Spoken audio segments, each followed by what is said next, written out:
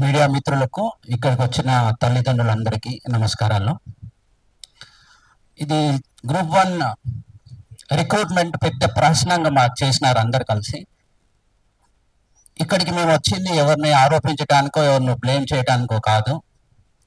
సిన్సియర్గా చదువుకున్న విద్యార్థులు ర్యాంకులు కొట్టుకుంటే, ర్యాంకులు తెచ్చుకొని తీరా జాబుల నోటి దగ్గరకు వచ్చిన ముద్దను కింద పడేసినట్టు లాక్కొని బేస్లెస్ ఎలిగేషన్స్ తోటి, ఆధారాలు లేని ఆరోపణలతోటి అయోమయం చేసి చివరికి ఈ ర్యాంక్ హోల్డర్స్ ని బ్లేమ్ చేసి అవమానిస్తున్నారు.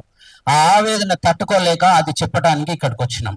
వేదనతోటే ఇక్కడికి వచ్చినాం తప్ప, ఎంత వేదన అంటే మై సన్, మా బాబు Rohan Sritej civils aspirants, long 5 years ఈ సిట్టింగ్ ఫర్ ద సివిల్స్.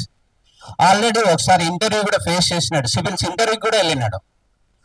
ఎంత బాధపడుతున్నాడు. ఇలా కోట్లు ఇచ్చి మనం జాబులు కొనుక్కున్నామా, ఈ చదివిన చదువంతా ఎక్కడ పోయింది.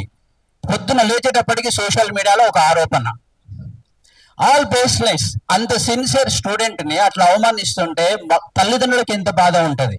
ఒక్కొక్కరు చెప్తుంటే మీరు విన్నారు కదా.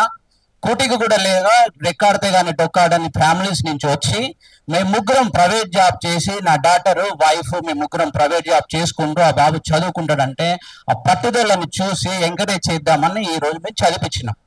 ఇప్పుడు ఏం మెసేజ్ పోతుంది పేరెంట్స్కి? ఫ్యూచర్లో పిల్లల్ని చదివించాలనిపిస్తుందా? దేవుడు ర్యాంకు తెచ్చుకుంటే ఇన్ని అవమానాలా అని పిల్లలు అడుగుతున్నారు. ఇప్పుడు తల్లిదండ్రులకి ఏం మెసేజ్ పోతుంది చెప్పండి?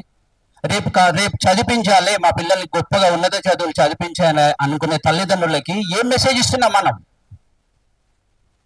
అంత బేస్లెస్ గా ఉట్టనే 3 కోట్లు ఇచ్చిండ్రు. ఏం అది నోటికి ఎంత వస్తే అంత మాట్లాడటమేనా? జిరాక్స్ సెంటర్ లో గ్రూప్ 1 క్వశ్చన్ పేపర్లు అమ్ముకున్న వాళ్ళు కూడా ఆరోపణలు చేస్తారు. How far it is true?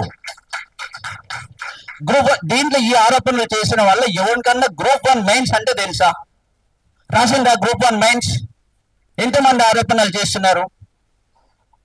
Group 1 mains ఎట్లుంటుందో, దాంట్లో ఎన్ని పేపర్లు ఉంటాయో, పిల్లలు ఎంత కష్టపడి ఎంత చదువుకుంటే ఎంత నాలెడ్జ్ ఉంటే ఆ క్వశ్చన్కి ఆన్సర్ చేయలేస్తారు. ఆ క్వశ్చన్ అర్థం చేసుకొని ఎవరికైనా తెలుసా?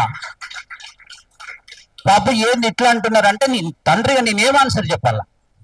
3 కోట్లు తీసుకున్నారు. ఎవరు తీసుకున్నారు? ఎక్కడ తీసుకున్నారు? ఎంత పడితే అంత మాట్లాడతారా? ఒకటేసారి జైలుపోయిందో రాసిన, అరే నీ జైలుపోయిన అడ్డం వచ్చింది ఆ క్వశ్చన్ ఆన్సర్లు రాయడానికి? ఓడండు హాల్ టికెట్ మీద 2 నెంబర్లు వచ్చినవి, ఇవి అవి ఎన్నో రకాల ఆరోపణలు చేస్తున్నారు. ఇలా కాదు.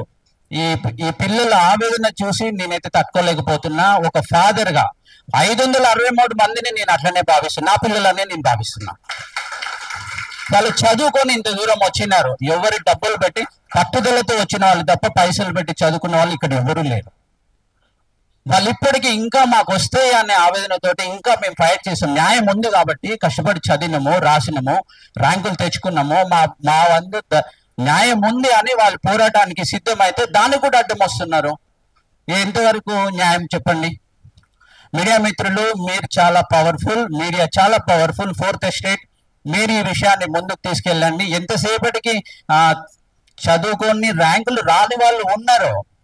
అందే ఉన్న జాబులే 563,000 ర్యాంకులు అయితే రావు కదా. ఎంతసేపటికి వాళ్ళే అందే ఉండకండి, ర్యాంకులు తెచ్చుకున్న వాళ్ళే అందుకు కూడా మీరు న్యాయం ఆలోచించి ఇది ముందుకు తీసుకెళ్ళి మన 563 మందికి న్యాయం జరగాలని నేను మనస్ఫూర్తిగా కోరుకుంటున్నాను. Subscribe us and press the bell icon for more interesting updates.